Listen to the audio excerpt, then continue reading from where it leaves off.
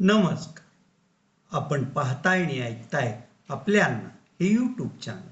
मी गणेश तुकाराम शिंदे आपणा सर्वांचं आपले अण्णा हे यूट्यूब चॅनलवर स्वागत करत आहे. आपल्यावर ब्रिटिशांनी जवळपास 300 वर्ष राज्य केलं. ब्रिटिश पूर्वी त्यांच्या कॉलनीज होत्या, नंतर ती ब्रिटननं आपल्या देशावर ब्रिटिशांसारखा राज्यकारभारच सुरू केला आणि ब्रिटिश तसेच शिस्तप्रिय, अगदी चौकटीत राहून काम करणारे आणि विकासाचा दूरदृष्टिकोन त्यांच्याकडे होता. तर ब्रिटिश काळात आपल्याला आपल्या घरी रेडिओ घ्यायचा आहे, तो रेडिओ वापरायचा आहे, तर त्यासाठी तुम्हाला पोस्ट कार्यालयात जाऊन त्याची दर महिन्याला किंवा वर्षाला परवाना फी भरावी लागत होती. वाहनाचं तर रजिस्ट्रेशन वगैरे करावंच लागत होतं, परंतु सायकल वापरायला सुद्धा ब्रिटिश सरकारची परवानगी घ्यावी लागत होती. मोठ्या शहरात तेथील नगरपालिका, नगरपरिषदा यांच्याकडून आपल्या सायकलला बिल्ला क्रमांक घ्यावा लागायचा आणि त्यासाठीही त्या सायकल वापरणाऱ्याला नगरपरिषद किंवा नगरपालिकेला करही भरावा लागायचा. त्यामुळं उठसूट वाहनगे असं त्या काळी होत नव्हतं. त्याला आर्थिक स्थिती ही पण कारणीभूत होतीच.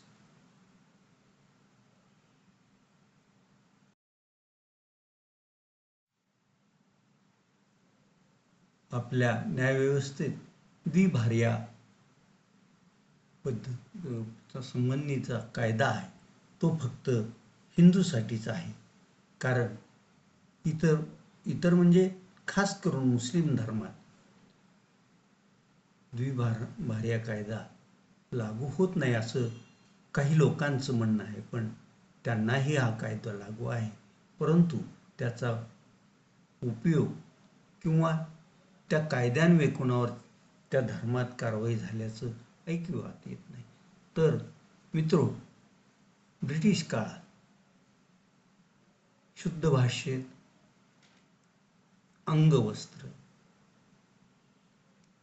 त्याच्या ह्याच्यात रखेल आणि आपल्या ग्रामीण भाषेत रांड ठेवण्यासाठीही परवाना घ्यावा लागत होता. म्हणजे ब्रिटिशांचं नागरिकांवर कसं काटेकोर लक्ष होतं हेच यातून दिसून येत आहे. तर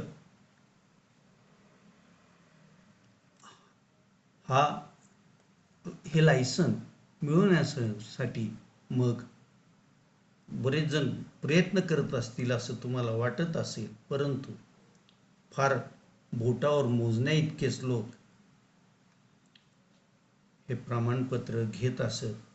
ज्यांच्याकडं अति संपत्ती आणि त्यांना शान शौकीचा शौक करण्याचा छंद असेल तेच ह्या मार्गाला जात होते असं दिसतंय. तर रखेल रखने का लायसन्स हे 1902 सालचं लायसन्स आम्हाला मोबाईलवर सर्फिंग करताना दिसलं. आम्ही त्याचं फोटोकॉपी काढली आणि त्यावर आपल्या अण्णात एकदा चर्चा करावी असं ठरवलं आणि आज ते आपण त्याच्यावर बोलत आहोत. तर हे सर्टिफिकेट आहे लाला घनश्याम दास या सद्गृहस्थाचं. त्यांचा पत्ता आहे सेठ मुरारी चाळ, चौक बाजार, बनारस म्हणजे काशी किंवा वाराणसी. रामलल्लाचं जन्मस्थान. तर तिथला हा माणूस त्यानं विवाहित असताना रखेल ठेवण्यासाठी रीतसर अर्ज केला असावा आणि त्याच्या अर्जानुसार मग त्याला हे लायसन्स दिलं गेलेलं असावं असं दिसतंय. तर ह्या लायसन्ससाठी फी होती 2 रुपये आणि हे लायसन 1 वर्षासाठी असायचं आणि लायसनची मुदत संपल्यावर ते त्याचं नूतनीकरण करून घ्यावं लागायचं. यात काय काय अटी आणि शर्ती त्या पण दिलेल्या आहेत आणि लायसन देणाऱ्याचं सही आहे, त्याचं पद दिलंय मुख्य निरीक्षक, रखेल लायसन्स विभाग, बनारस. तर असं त्या काळी होतं आणि त्यामुळंच मग बाहेर कोणी काही करीत असेल परंतु अगदी आपल्या अंगाशी येईल असं कोणी काही करत नसावं आणि करत असेल तर त्यासाठी मग तो बाईजत लायसनच काढत असावा. आता लोकशाही आहे आणि लोकशाहीत असलं काही लायसन मिळत नाही. त्यामुळं लोक चोरून छुपून असेल किंवा कोणी उघडपणे हा छंद करतातच, एखादी तरी बाळगतातच असंच दिसून येत आहे. असो,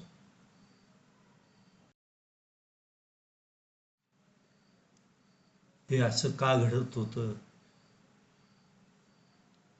तर त्या काळी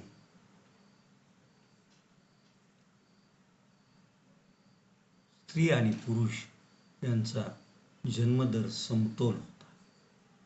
त्यातच एखाद्या कुटुंबात बऱ्याच मुली असायच्या आणि मग त्या मुलीचं संगोपन करताना इकडं तिकडं कुठं झालं की एखादी मुलगी मग त्या लालासारखेच्या नादी लागायची आणि लालाकडून काहीतरी घेऊन आपल्या घराला पण हातभार लावायची.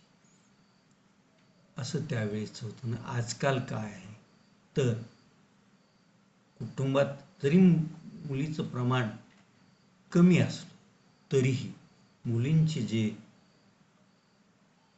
शौक आहे, अगदी लिपस्टिक, त्यांना लागणारे वेगवेगळे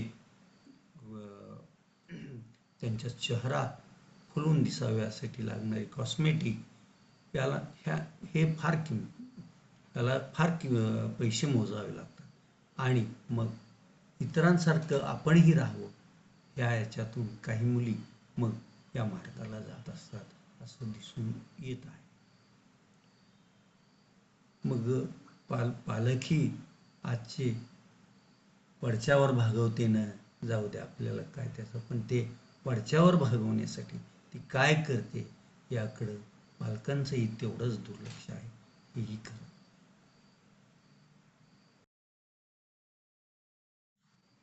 असो, आता मान्सून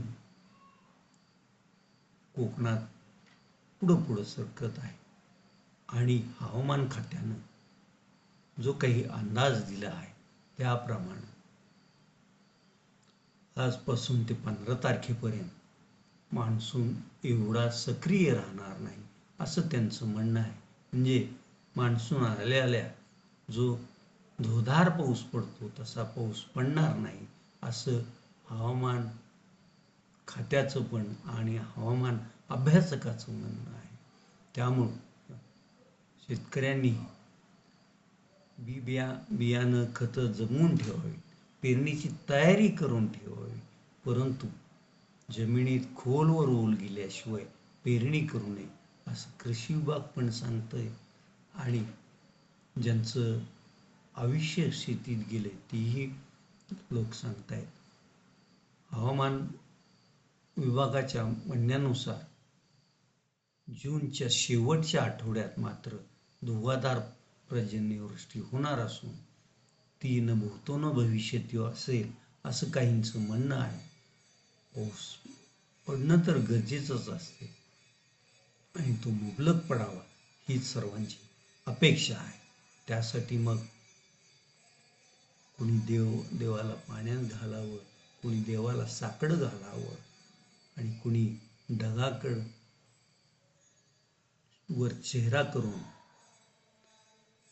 जसं एक उर्दूतील एक काव्य आहे, अल्लाह पाणी दे, ताला पाणी दे, तशी पावसाला याचना करावी. अशी याचना आणि प्रयत्न केला म्हणून पाऊस पडेल असं नाही. त्यासाठी निसर्ग जे वातावरण निर्माण करेल तेही कारणीभूत त्यासाठी असतं. आणि निसर्गानं अगदी खुल्या मनानं पावसाचे ढग सर्वत्र दिसावे, वेळोवेळी योग्य पाऊस पडावा यासाठी मदत करावी हीच आमची अपेक्षा आहे. आता आपण इथं थांबूया. तुम्ही आपल्या यूट्यूब चॅनल सबस्क्राईब करा, लाईक करा आणि कमेंट्स पण. धन्यवाद.